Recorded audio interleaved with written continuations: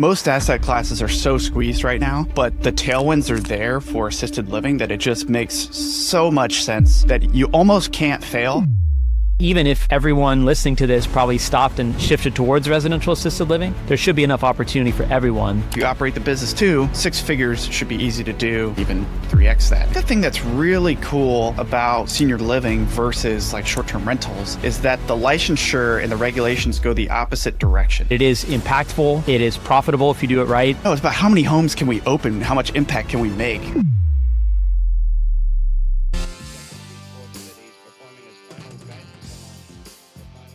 Today's guest brings a powerful blend of discipline, service, and vision. Charlie Cameron is a military veteran, father of 2, and one of the most respected voices in the residential assisted living space. He's the co-founder of the RAL Room Mastermind and currently manages 8 assisted living homes, 5 that he owns directly and 3 through a fund. After starting in apartments and pivoting to short-term rentals, Charlie made another bold pivot into residential assisted living, a space that I am also very passionate about these days. Not just for stronger returns, but because he was looking for something deeper. What he found was a business model built on care, community, and what he calls passionate income, work that's profitable and personally meaningful. So we're going to dive into Charlie's story, and I've had the pleasure of getting to know you over the last, 7-8 months now, and I think we immediately recognized a lot of crossover in the way we think and just kind of the mindset we have towards our investor journeys. I'm really excited to dig in and get to know you even better. So welcome to the show, Charlie. Dude, Aaron, stoked to be here, man. I know it's only been 7 months, but it feels like 7 years. Like I feel we bonded a lot, and yes, similar mindset, a lot of kind of value first mindset, and it's been really awesome getting to know you. Every time I talk to you, I learn something new about you, but why don't you give us just a cursory overview of your background and how there's so many chapters before the current one. So let's maybe roll it back. A lot of chapters. I'll try to keep it short. So yeah, I out of college, did the ROTC thing, which paid for school to get an engineering degree. So I did that. I entered the Air Force. I did weapons development, test, and acquisitions for 11 years. When I first joined, I thought it'd be 4 years. And then I really wanted to move out of New Mexico. So I took the next assignment and then the next assignment. And so then I didn't discover real estate until halfway into that kind of Air Force career. And so I started investing in apartments along the way while we were in Ohio. And I was like, ooh, this is the way. Like, I see all these careerists that spend 20 years for their military pension and then spend another 20 to 25 years working. Because what was the point of going and getting the pension if you have to spend another 25 years working? That didn't click and sit well with me, even though I had great opportunities in the Air Force and I loved it. But I realized very quickly I needed some sort of other path. And so I thought I was going to be doing apartments and do 20 in the Air Force and then retire early after that. But what actually happened is I achieved financial freedom 9 years earlier than I thought. I made a couple pivots along the way. So I started in apartments, scaled up a little bit, and then short-term rentals started to become the thing. So I pivoted for cash flow. I was doing kind of more value add, and then I pivoted to cash flow. That was helpful. Got my real estate license along the way. I needed something else to be able to supplement the W-2 income. Between the short-term rentals and that, I was able to leave the military and become a reservist and walk my daughter to kindergarten. That was my goal, was get out right before that, which was awesome. And then, as you said, I've pivoted to residential assisted living. I think that most asset classes are so squeezed right now, but the tailwinds are there for assisted living that it just makes so much sense that you almost can't fail. I say almost because it's not easy. I don't want to have any of your listeners think that it's easy, but man, the demand is high. The fulfillment level is high. The potential for financial independence and growth and wealth generation is high while doing something great for seniors, their families, and the community. So, I mean, and staff, by the way, because there's lots of burnt out caregivers in big nursing homes that really could do a lot greater things for a lot less work in a care home. So anyway, that's a roundabout way of telling my story. And yes, my wife is also in the military, and I have 2 kids, 4 and 7, and they're awesome. And I like to ski and take long walks on the beach. I love it. Yeah, the whole being able to walk your daughter to kindergarten thing is very impactful for me, especially right now. I have a 3.5-year-old and 1-year-old twins, and my wife and I are in a similar sprint where we're trying to do what we can to free up our time and give us the financial wiggle room and breathing room to be able to take a little more control over our time so that we can enjoy this period They say 18 summers is what you have with them in the house, but it's really probably 10 where they actually want to have anything to do with you. Sure. At some point, they go make their own friends and they get their own interests. And while we are excited for our kids to grow up and find themselves, I recognize how small the window is that we have to really spend quality time together where they still want to have something to do with us. So I love that you mentioned that. Okay, so there's a few things to peel back, right? You got military, you got apartments, you got short-term, and obviously residential assisted living we'll talk plenty about. And then, but I actually want to know, did you always have an inclination toward or know that you were going to go into the military?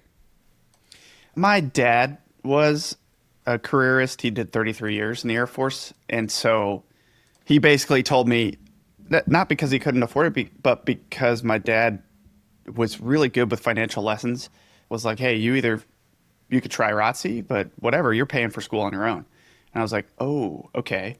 And so I did that. And I've always been a nerd, so I wanted to do engineering anyway. So it just made sense. Like, hey, I don't have to think about a job after school. I can maybe go do some cool stuff. And literally my first job was blowing stuff up like Mythbusters. So it worked out pretty well and fall into the military thing. It just patriotic family. I bleed red, white, and blue. It just it all made sense. It all came together. And yeah, I probably always knew that I was going to go into the military, at least for a while. Part of why I ask is because some of the most successful and driven investors that I've talked to on the show or just out and about have come from the military. And I actually, you probably didn't know this, but I was very strongly considering joining the military when I was like in tail end of high school because I loved the structure. I loved the idea of discipline. I was very like self-starter motivated. I was in drumline, which is not the same as military, but like we had very regimented, like we took everything very seriously. We practiced a lot. We spent so much time together, created the camaraderie that I would imagine is similar to what you might, maybe that on steroids in the military, but I fell in love with the structure of it. And so I was always considering it. And I've just noticed that people that come out of the military, they have that drive, they have that discipline. They're not afraid of, they don't sweat the small things. There's just a lot of common characteristics I see in military investors. And where I want to take that is that you met your current partners in a military mastermind. Can you tell us about that? Yeah, and I will say, I think that the biggest reason that military veterans do so well in real estate investing is that they have had a lot of responsibility from a young age.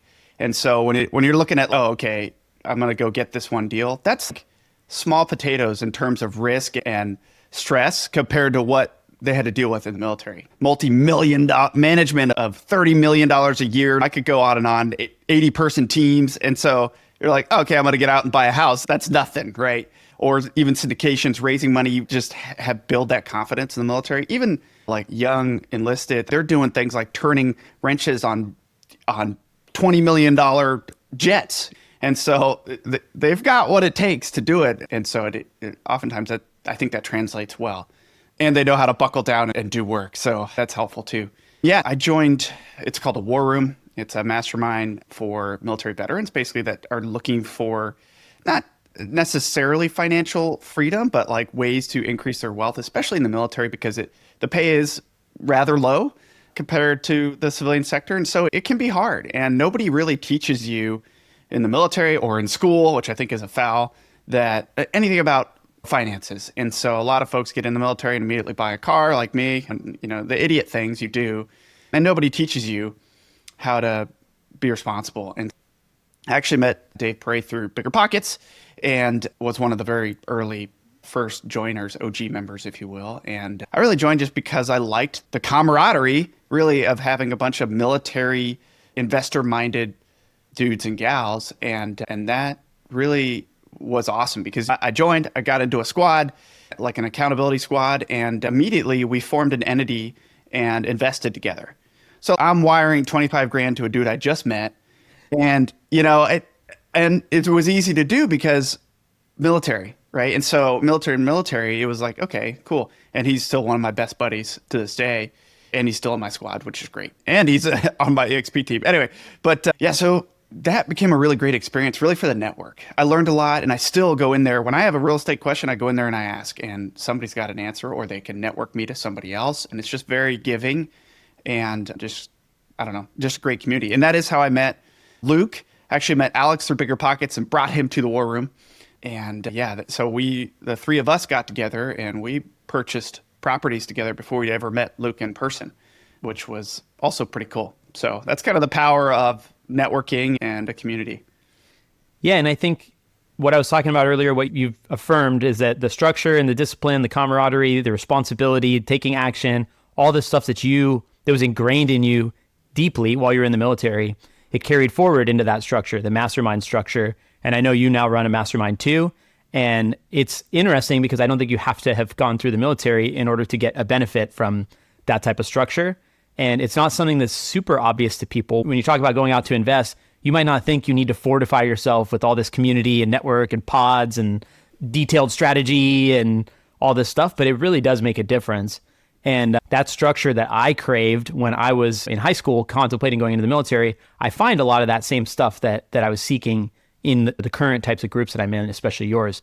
And so I just want to call that out because I think the mastermind format is something that a lot of people hear that buzzword. I talk about it a lot on this show because I've been multiple of them, but it's not just like it's not a cult. It's not a fad. It's a structured program meant to help you achieve your goals alongside other people and build meaningful relationships. That last part is the most important part. To me, it's like the coolest part of it is it's so real. It's not like you just paid some money and you're going to go take a course and now you never talk to anybody again. No, it's a community and everybody gets to network and grow and build friendships and partnerships over time and help each other win. And I just think that's so powerful and such a great model. Obviously, I'm totally in love with it. And if I had time to join more, I would.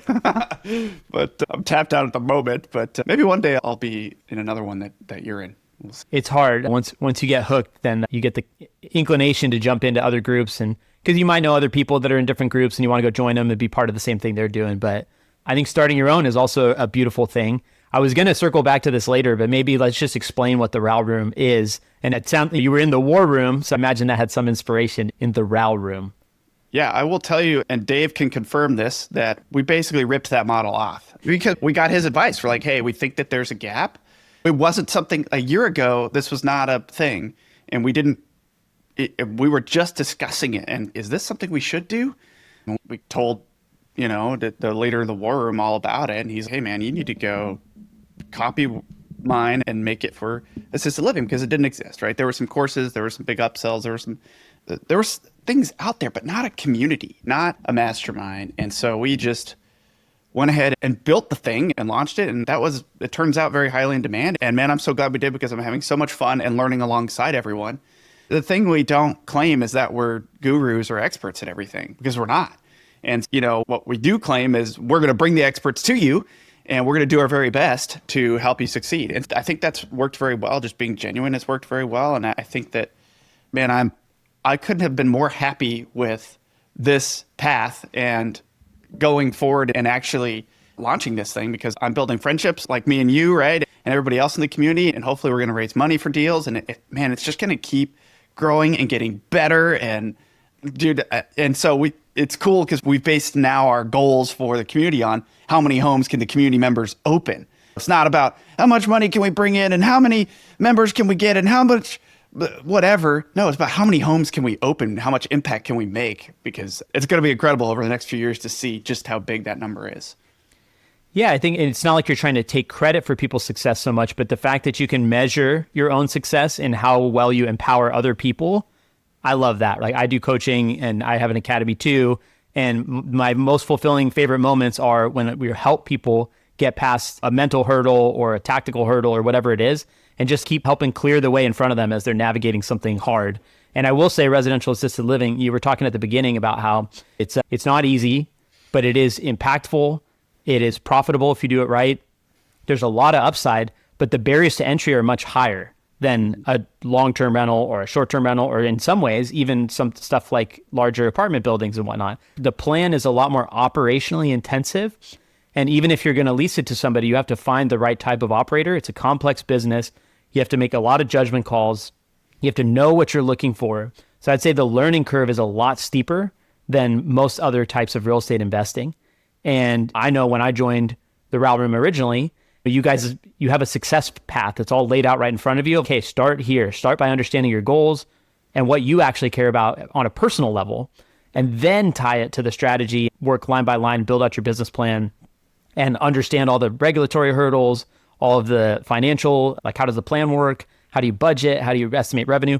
It's a little bit overwhelming and exhausting at first, but if you have somebody kind of spelling out what that path looks like based on their experience, it makes it a lot easier. And then to your point about not being a guru, I think in my experience, learning from people who are still relatable to you is more fun than learning from someone who has 10,000 residential assisted living homes all across the US and a team of 80 people full-time running it. Like, that's not relatable to me.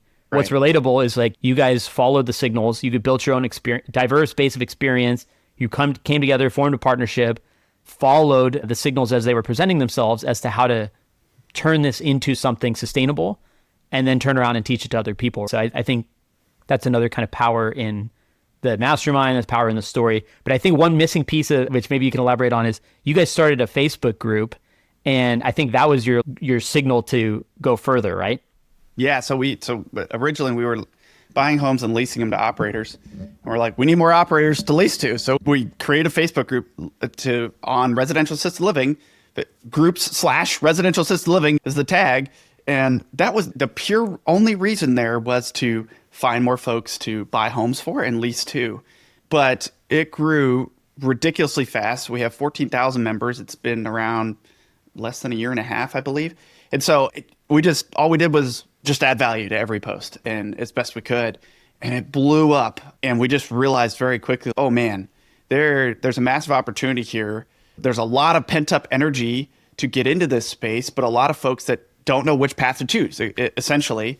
And most of them don't have hundreds of thousands of dollars to start their homes. And so there's some barriers to entry there that we can help solve. And so we're like, hey, this is the perfect format for a mastermind community. And we went forth and conquered, and based on the launch, we said, yes, this is going to work, and we're going to continue with it. But yeah, accidental, really, initially was not at all what we thought was going to happen. It's not what we thought we'd be doing right now, but we're really glad we did, and we're just having a blast with it.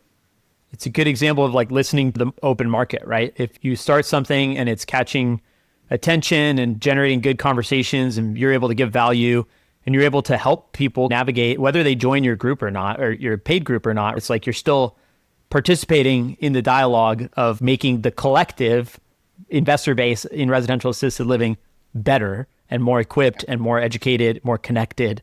And then, to parlay that into a group where you can go deeper if you want, it just makes all sorts of sense. But so with that said, like there are so many other chapters in your journey leading up to this. So you had the apartment phase, you had the short-term rental phase, you had the agent team phase. Can we maybe click in on, I guess short-term rental is the one that stuck to me the most, that seems like it maybe evolved towards residential assisted living. Like how did you get into that? And then what was also like the signal that made you pivot away from it? Yeah, I was originally in apartments, and I was doing kind of B, C class apartments and adding value and selling those. And it was when the getting was good. And I saw the signs that short-term rentals were going to be the next thing, and I saw the potential for cash flow. And so my goals changed. I didn't really need cash flow originally. And then I was like, oh, if I'm going to try and do this thing where I leave even earlier than 20 years from the military, I'm going to have to make a change. And the war room basically was like, hey, short-term rentals is where you're going to get max cash flow right now, especially if you self-manage from afar. So I did. When was this? In like 17 or so. Okay. And so made that pivot and started selling apartments. The way I got into short-term rentals is I was deployed to Tampa for 6 months, and the girls came down and we went to Disney for the first time. Took my daughter, she was 4, and it was just such a blast. We're like, we live in the Panhandle, we could do more of this. So we bought, actually this was right at the start of COVID, I think, because everything went on sale. And so we bought actually our own house, turned another one into a rental, and we bought a short-term rental at the same time.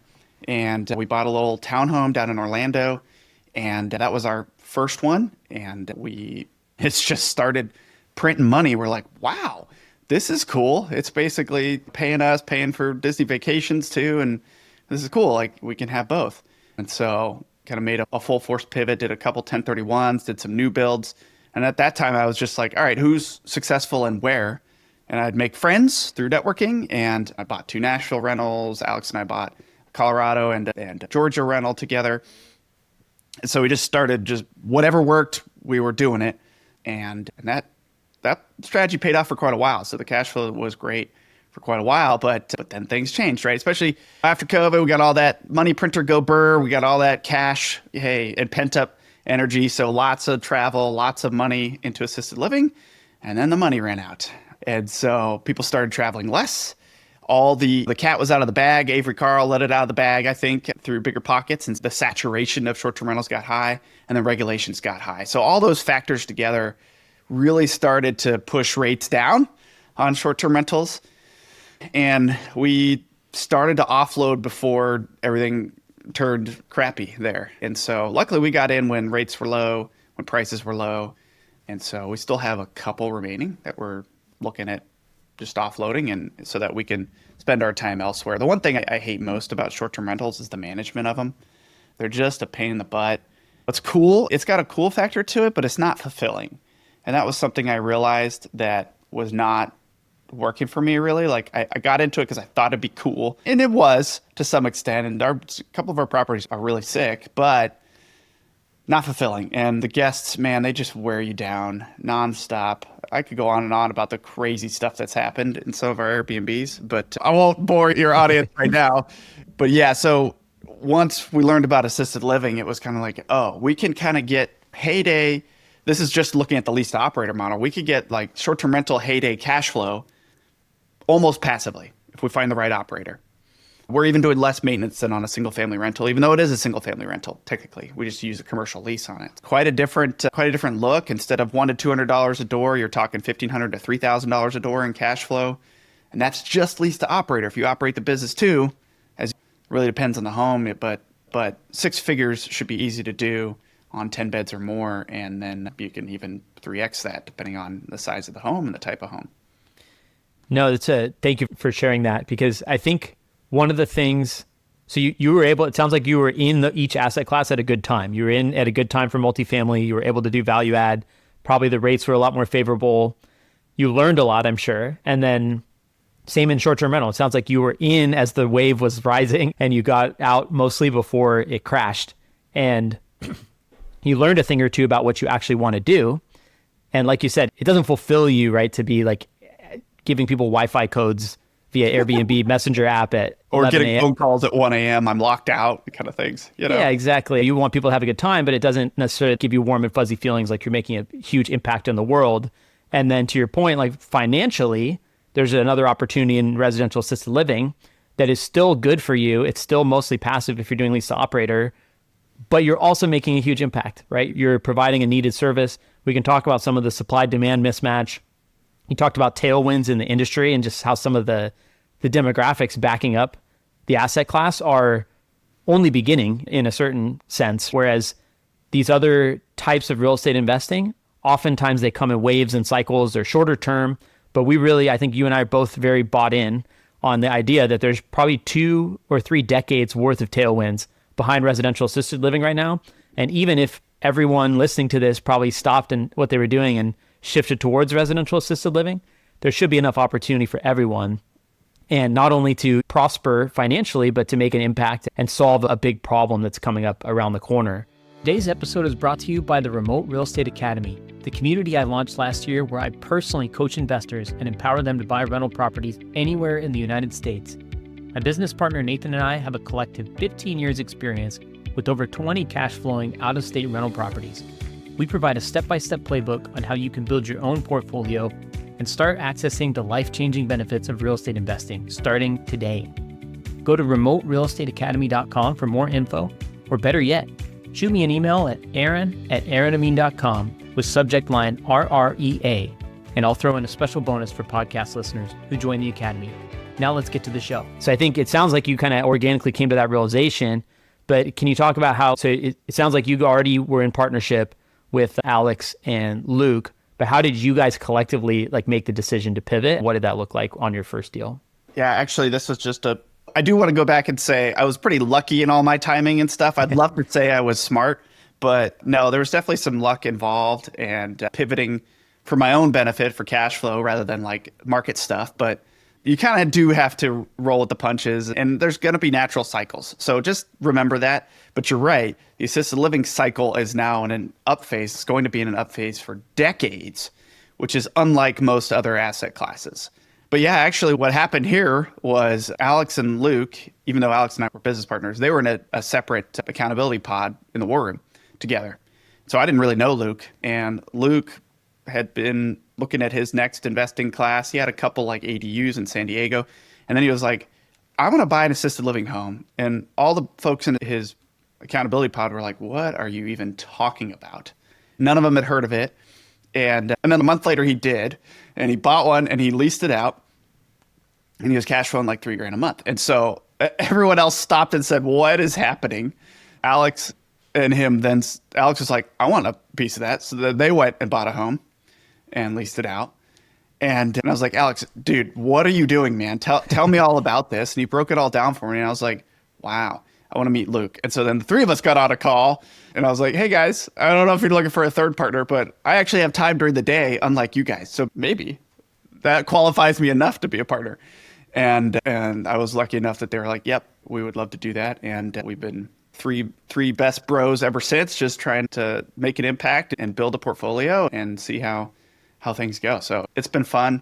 When we've had our slew of mistakes and not getting the right operators and all sorts of other things, but that's how you learn, right? And so we first wanted to learn by doing, and then bring investors in and start to grow from there. Yeah, so let's dive into the weeds a little bit on this lease to operator model that you guys started with, and like, how does it work? You find a house and renovate it. You find a house that's already retrofitted. You find an operator. Just give us the 101. Yeah, so you're looking for a home that is either already licensed for assisted living or is already retrofitted for assisted living. And when we're talking about residential assisted living, we're talking about single family, as many bedrooms as possible, preferably over 300 square foot per resident that you want to have there, with additional living space because they're living there, they're dining there together, and you've got staff, right? So that's generally what you're looking for. And most states are going to have a residential sprinkler system. You're going to have wider doorways. You want roll in, roll out showers. And so there's other things you're looking for. In some markets, there's kind of rules on how many assisted living homes can be within a certain distance of another one. So you have to do your research because every single locality is different on what the requirements are. But if you can find existing license, that's optimal. If you could find ones that are close and can be licensed, that's next best. And then if you find ones that need to be retrofitted, that's least best, but also great because the ROI on the retrofit is usually pretty high because we're talking thousands of dollars in cash flow instead of 100 to 200 per door.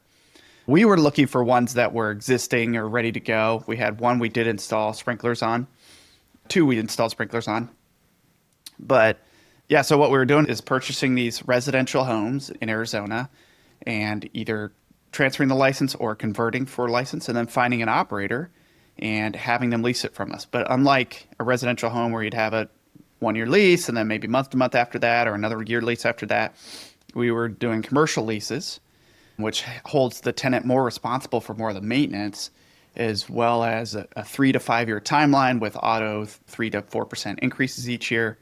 So that it's a little bit different of an opportunity because now you're locking up a longer lease time with one of these operators that's operating this business out of your home. So we really liked that aspect. We liked that we were leasing it for about 2.5 to 3x what just a long-term regular tenant would be. Because remember, this is a retrofitted home. It's a licensable home. Those things are worth something. And so we just really loved all those aspects and started doing more of it. And on the flip side of that, the operator, they might not have the cash to go buy a home and do the renovations and get it all modded out to pass state inspections.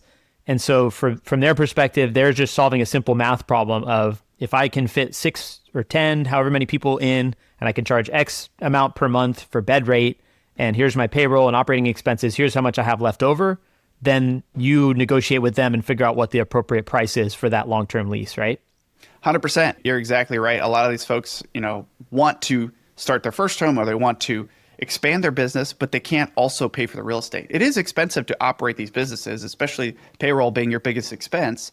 And so you've got to have money sitting around for that. to have money sitting around for the real estate too can be a challenge. It's actually a great partnership is the way we think of it. So we're looking for operators to partner with and expand with. Oh, you want another home? Great. Let's go find you another home that you can expand your business into. So it works out really well. There's lots of different ways to go about this model. And so this is the most passive one that's directly involved, I'd say.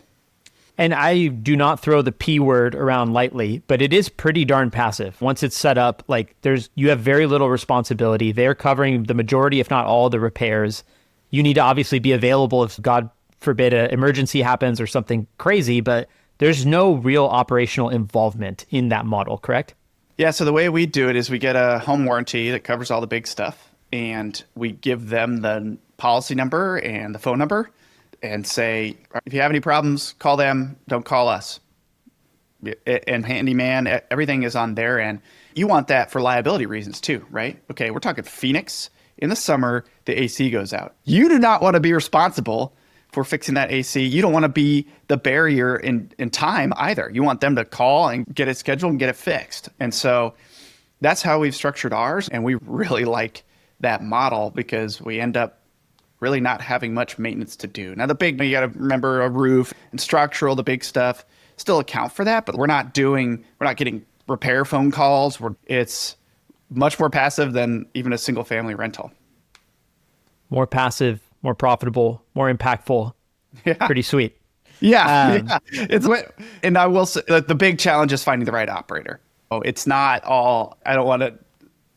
as easy to find an operator to lease that's good and that's going to last as it is to find someone to rent for 12 months. So it is different in that respect. But if you do find the right one, heck yeah.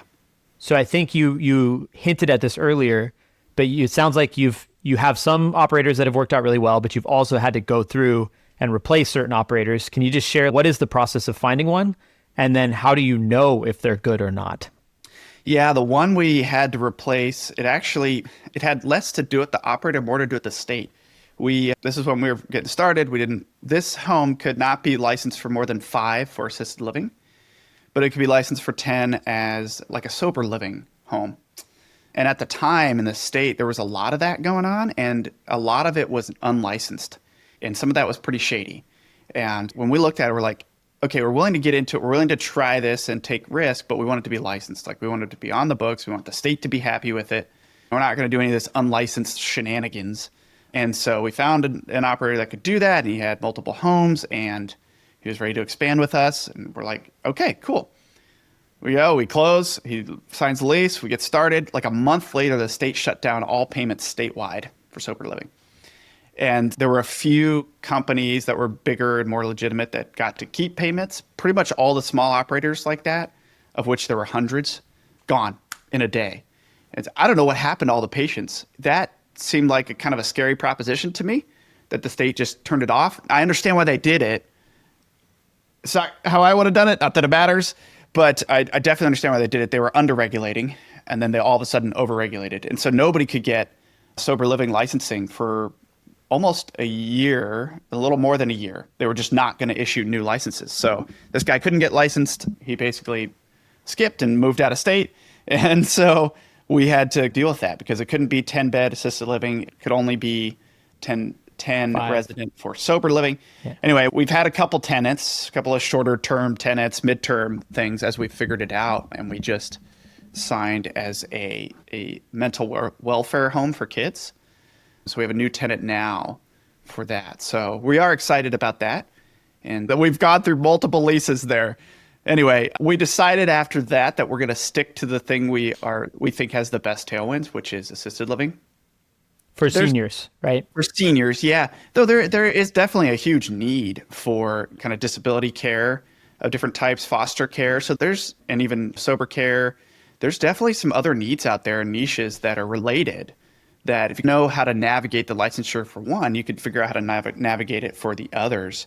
But our focus is assisted living. Makes sense. No, and thank you for sharing that, because I think one of the fears people have when they go into something like this is that they're boxed in, right? And if they can't find this exact type of operator in this exact niche that fits this exact type of licensure and the modifications of your home, then if you have a long-term rental, You can turn it into a short-term rental. You can turn it into a mid-term rental. You can renovate it and try and sell it. There's typically multiple routes. And I think when you get into something highly specialized, my wife and I are building 16 bedroom, 16 private bathroom home that is perfect for assisted living, but not perfect for a whole lot of anything else. So I think that flexibility, like you mentioned, where you're having to try and find like the right operator, or if you are the operator yourself, how to find a different plan should you need to make a maneuver. In the conversations I've had, that's one of people's biggest fears. So I just wonder if you have a response to that, or like how you would advise people who are thinking about getting in that are concerned about not having flexibility or multiple exit plans. Yeah, I think the thing that's really cool about senior living versus like short-term rentals is that the licensure and the regulations go the opposite direction, which is the need for this is going to continue to go up, and it's only going to get much harder for states to deny that. And so they're going to need more of it. They're going to have to approve more of it. And when you have that license, it's I don't want to say impossible, but it's really hard to take away. You can continue to renew it. And that age is a protected class. And so you can fight battles and stuff and ensure your success, if you will, from a legal standpoint. Not that you really want to, but with HOAs and things like that. If it's allowed, then they really can't say no. So you got to dig into regulations and zoning for state and for localities. But I think it's doable. I think it's a lot more protected. And if you build that home that's specific and it's to assisted living and it's fantastic, the community's going to love it. And it's going to have the backing of the community. And from a political standpoint, okay, who's going to kick out a bunch of seniors? It's easy to say, hey, your short-term rental is annoying us. Those parties are crazy. We're not going to allow this anymore. It's not okay to say we're going to get rid of those 16 patients with Alzheimer's from this house. Wow, that would be unpopular. A political nightmare. Yeah, exactly. And I think as long as you're doing a good thing, you're doing a good job with the home, man, you're going to be set. Yeah. No, I agree. It's almost, I don't want to necessarily frame it this way, but it's almost like you don't need another exit plan if you're operating a certain way and for a certain type of service and you're doing it. There should be, and you put it in the right location, there should be enough demand to sustain that model into the future. But Models so then within the model, right? So you've got assisted living, and that could just mean help with 3 daily activities at the lowest level. So you could be providing not really any care or just have a nurse that comes in every now and then, all the way up to memory care. We know folks that have ventilator homes and all sorts of kind of additional levels of care. You can, within the model, have models and pivot as needed and the needs of the community around you. So I think there's always going to be room. And with the tailwinds, man, we're already short, and there's going to continue to be a massive shortage. So that's not going to be solved, period. There's not enough investment and there's not enough building. So it's just not going to get solved. So luckily for all of us, there's going to be a lot more demand than supply for the long run.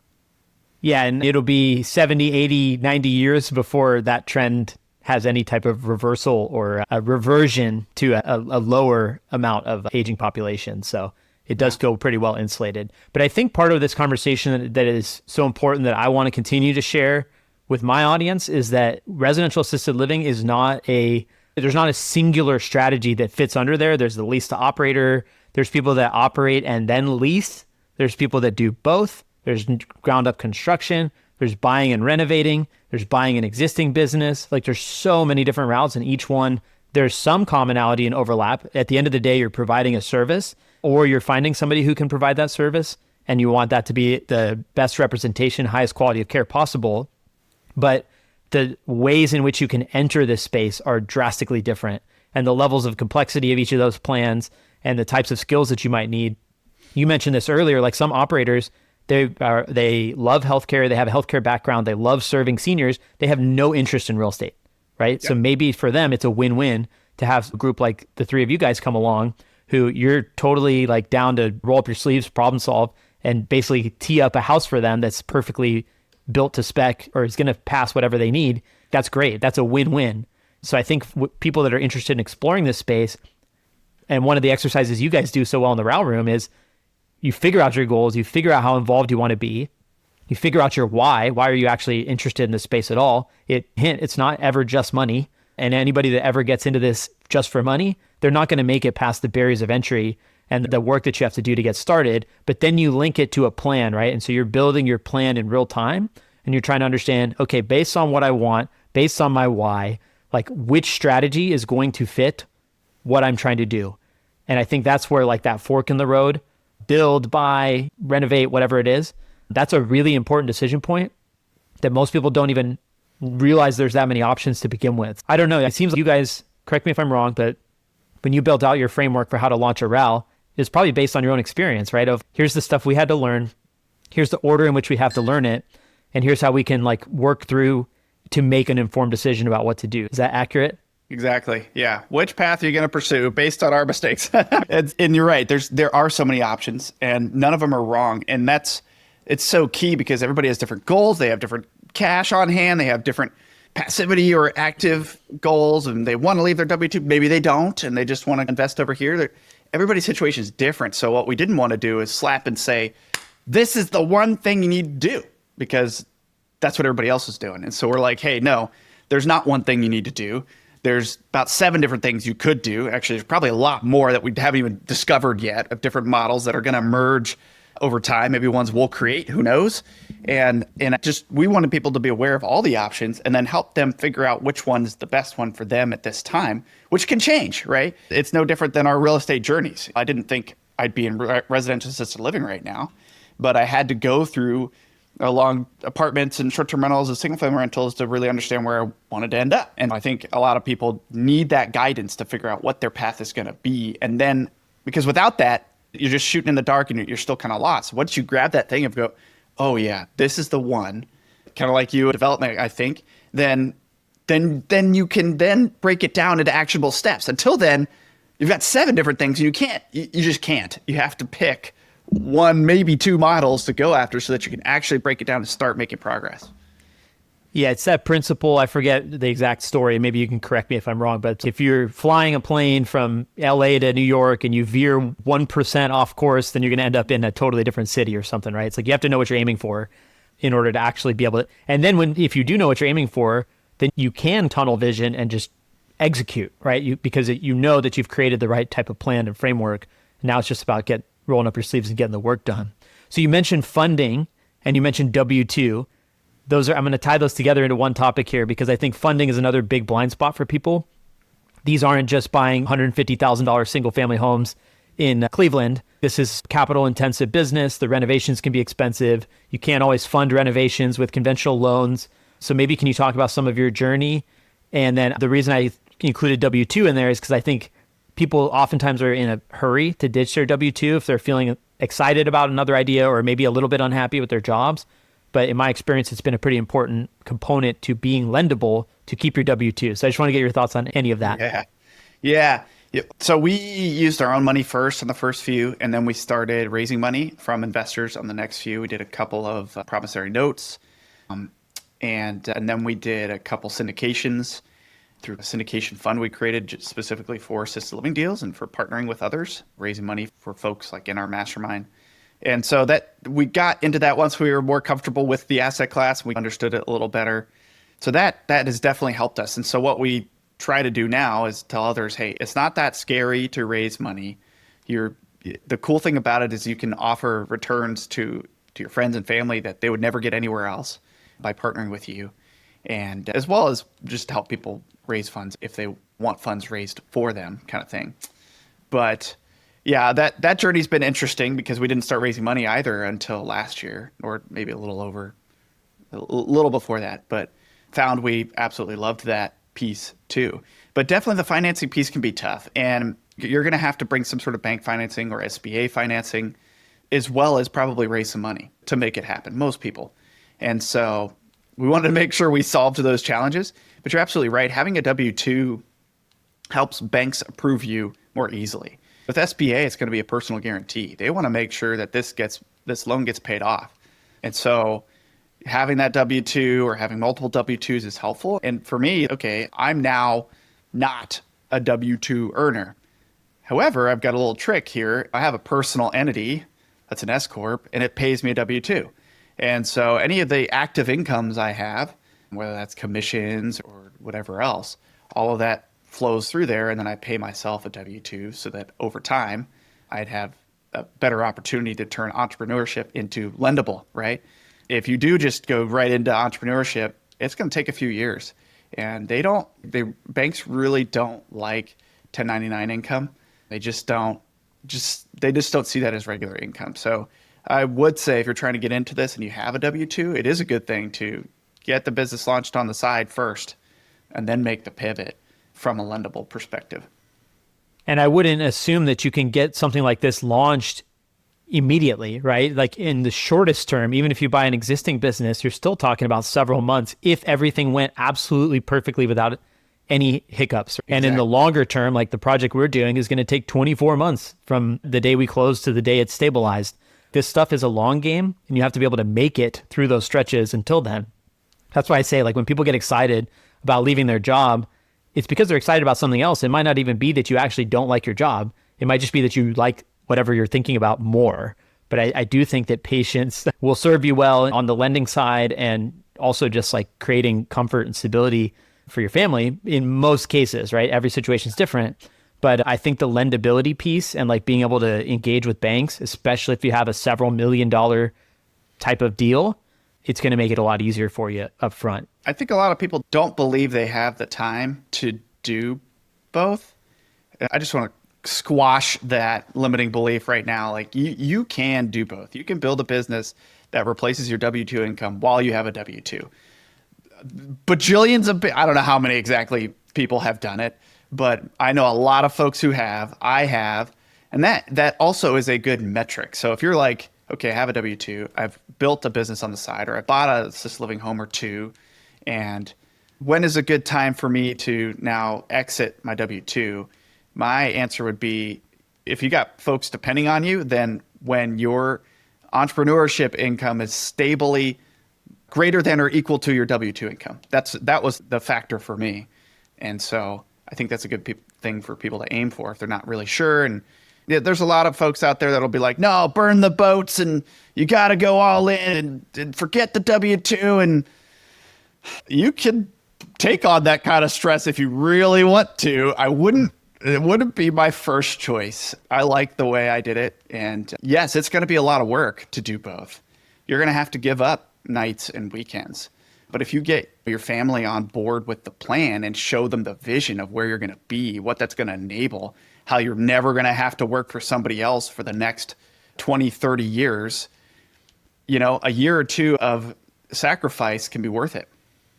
100%. And maybe you'll get to walk your own daughter to kindergarten. That's right. That's our plan, at least. But one last thing I want to make sure you get a chance to touch on. So you mentioned the fund and how you guys raise money for your own deals. And then you've also started being able to do that for members of the community. Maybe you can talk a little bit about that.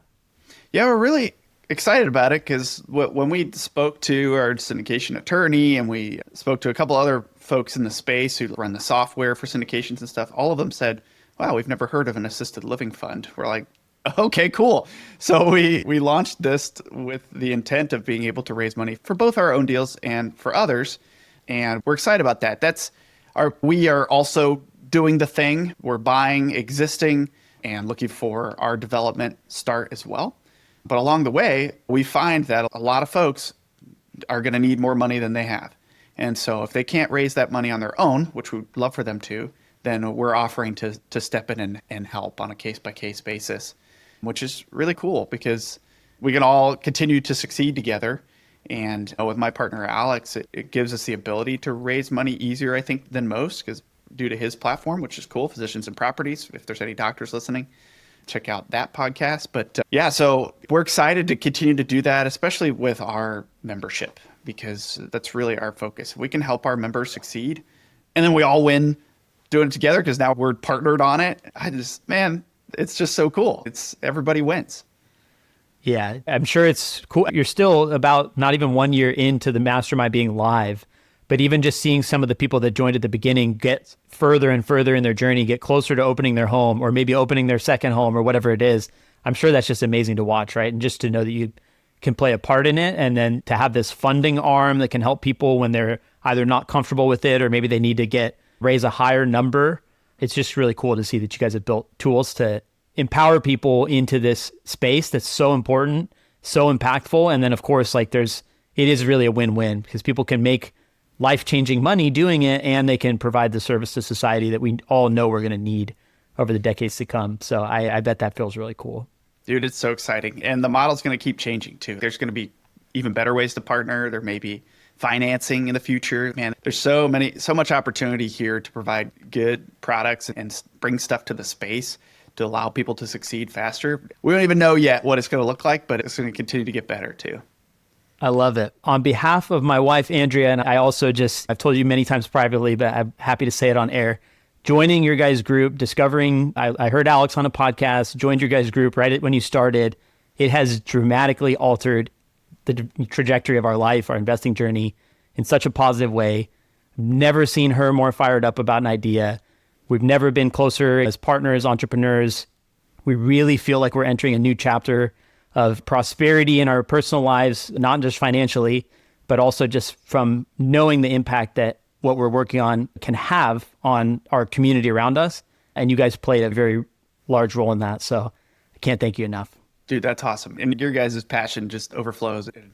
It keeps everything exciting for us too. So we love that. I love it. If anybody wants to find out more about you, Charlie, or the RAL Room or Open Range, where can they find you? Yeah, best place to go is theralroom.com or shoot us an email, team@theralroom.com. That's just the easiest way to get a hold of us.